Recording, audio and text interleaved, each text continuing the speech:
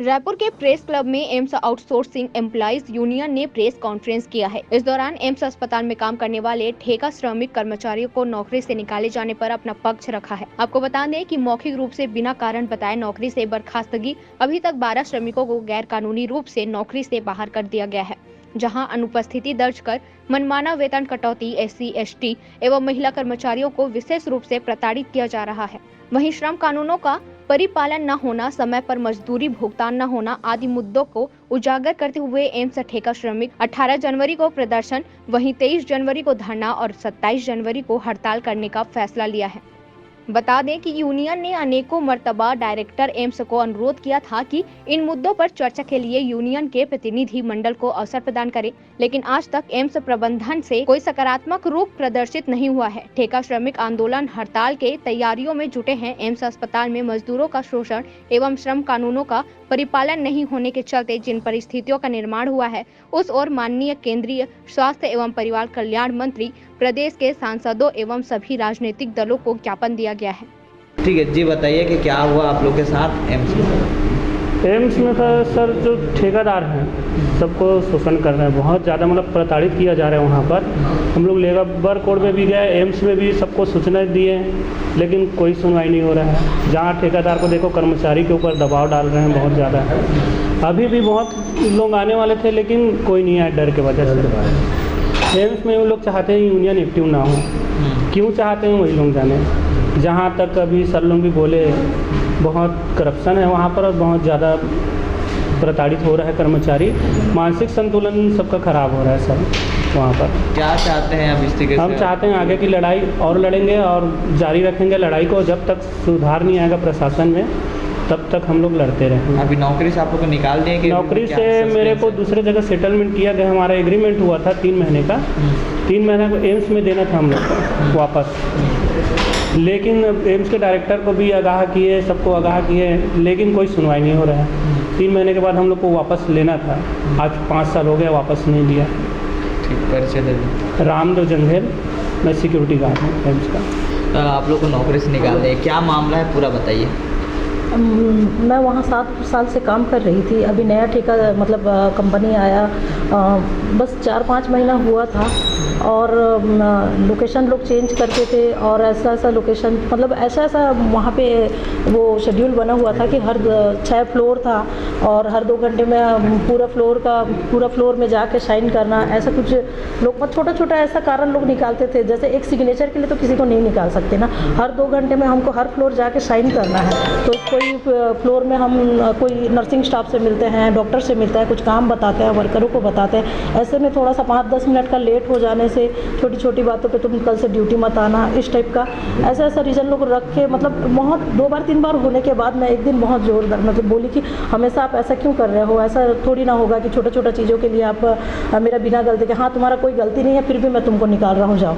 ऐसा कोई नोटिस नहीं दिया गया, कुछ नहीं, ऐसे बोल दिया गया मेरे को। क्या लगता है अंदर में कुछ अधिकारी लोग अपने हिसाब से रखना चाह रहे हैं? हाँ, और मेरे को बिना नोटिस ऐसा कुछ नोटिस वगैरह कुछ नहीं दिए और फिर बोलते हैं कि तुम्हारा जगह में दूसरे लोगों को रख लिए। मतलब जब मैं मतलब बोली बार गई, फिर ये अपना शर्म आयुक्त भी गई तो बोलते हैं इसकी जगह में हम दूसरा वर्कर लगा लिए। ऐसा कुछ मेरे को नोटिस भी नहीं दिया और निकाल दिया और मेरे जगह कोई दूसरा बंदा 1 महीने के अंदर ला के उनको ड्यूटी भी ले लिए। कितने लोगों को नौकरी से निकाले अपने साथी आप लोग के?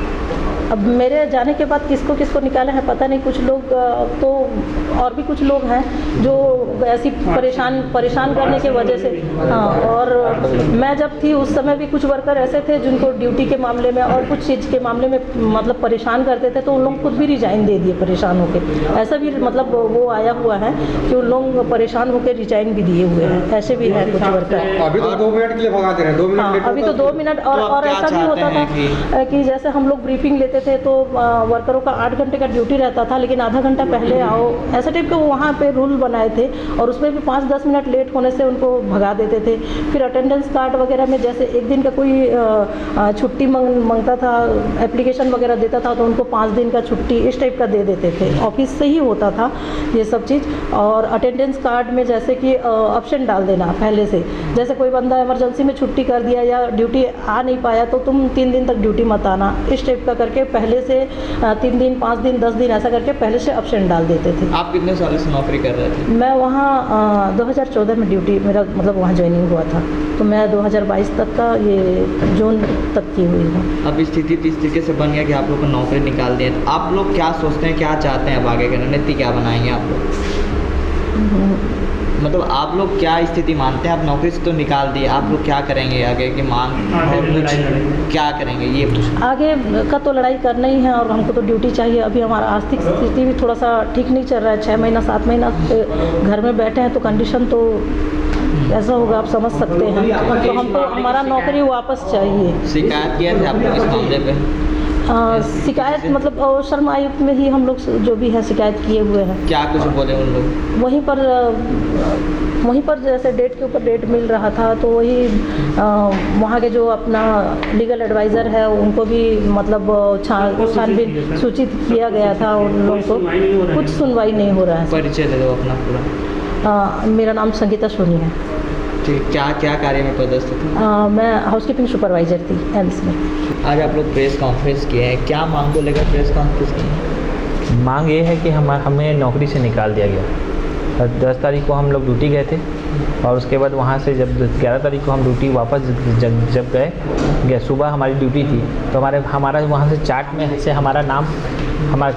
हमारा नाम हटा दिया गया और क्या बोलते हैं, हमको बोल दिया ड्यूटी में मत आना। क्यों? ऐसा कोई कारण नहीं बताया, ना नोटिस दिया ना किसी प्रकार का कुछ दिया, बस बोलता ड्यूटी से हमारा नाम ही हटा दिया, तो बोलता कल से मत आना। हमें एम्स के डायरेक्टर को भी पर्ची दिए थे, बताए थे, हमारे सेक्शन इंजीनियर को भी हमने बताया, इंजीनियर साहब को भी बताया कि हाँ ऐसा बात हुआ है, पर उसके लिए भी हमको आश्वासन दिया गया, उसके बाद कुछ नहीं किया गया हमारा। अभी 1 महीना हो गया हमको, 1 महीने से ज़्यादा समय हो गया है, अभी तक उसका कोई निवारण नहीं हुआ है हमारा। क्या लगता है कुछ साजिशें रची है कि अपने लोगों को ही भरा गया है वहाँ पे, अपने लोगों को, क्यों बिलासपुर से जो ठेकेदार आए हैं उसमें से विद्या कंस्ट्रक्शन नाम के जो ठेकेदार हैं उनके 9 कर्मचारी को नए लिया गया है, जिसमें से हमारे जितने भी कर्मचारी जो हमारे 18 कर्मचारी थे उसमें से 4 लोग हम लोगों को निकाल के 9 लोगों को भर लिया गया।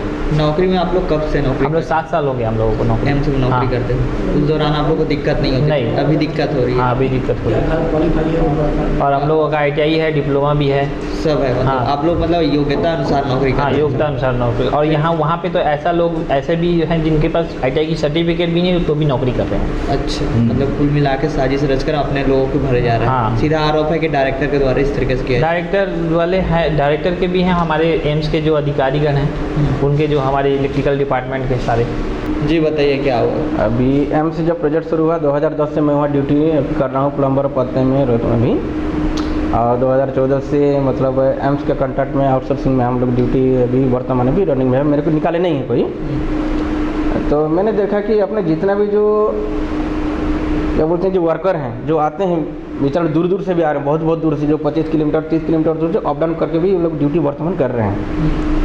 अब सीनियर हो गए हैं तो अफसर ये नहीं चाहते कि ये बेचारे इतने दूर से आ रहे हैं उसके बाद भी ड्यूटी कर रहे हैं, उसके लिए हम कुछ करेंगे, वो नहीं चाह रहे, क्योंकि पुराना आदमी को निकालेंगे, नए आदमी को भर्ती करेंगे ताकि उनको पैसा ज़्यादा मिले और पैसा जेब डालें और अपने भाग जाएं। अफसर लोग बस यही चाहते हैं। 1 लाख 1.5 लाख रुपये, 1 लाख 1.5 लाख के हिसाब से मतलब एक लोगों को मतलब ज्वाइनिंग ले रहे हैं